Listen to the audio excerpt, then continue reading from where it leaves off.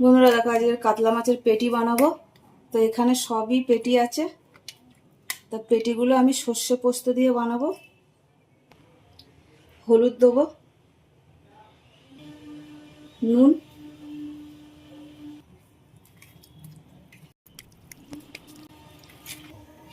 আর এখানে মাছ ভাজার জন্য কড়াই বসিয়ে দিয়েছি, তেল দিয়ে দিয়েছি, তো ভাজার জন্য দিয়ে দেবো।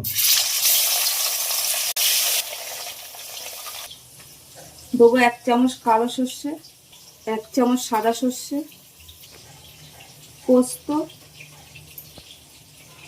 2 চামচ দিলাম, কাঁচা লঙ্কা,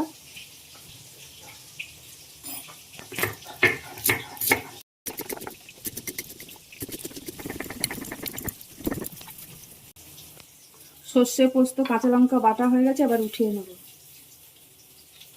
মাছগুলো এই পিঠটা ভাজার জন্য উঠে দেবো।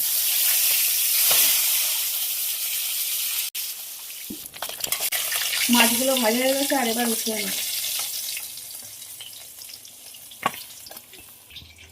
ফোড়নে দেবো কালো জিরে, পেঁয়াজ, হলুদ, নুন। এবার সর্ষে পোস্ত কাঁচা লঙ্কা বাটাটা দিয়ে দেবো। সর্ষে পোস্ত কাঁচা লঙ্কা বাটাটা একটু ভাজার জন্য খুব ভালো করে নেড়ে দেবো। কাঁচা লঙ্কা দিয়ে দেবো।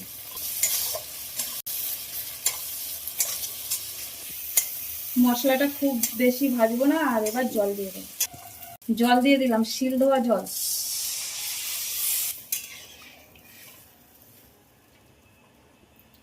টমেটো কুচি দিয়ে দেবো। টমেটো কুচিটা আগে দিইনি কেন, একটু গোটা গোটা থাকবে ঝোলের মধ্যে, তো খেতে ভালো লাগবে। ফোটার জন্য ঢাকা দিয়ে দেবো। ঝোল খুব ভালোভাবে ফুটে গেছে। এবার মাছগুলো দিয়ে দেবো।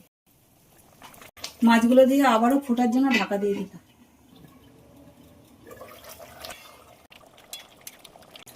এবার ওপর থেকে একটু কাঁচা সর্ষের তেল দিয়ে দেবো।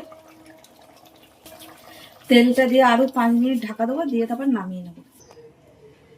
তো দেখো, সর্ষে পোস্ত দিয়ে কাতলা মাছ কিন্তু একদম হয়ে গেছে।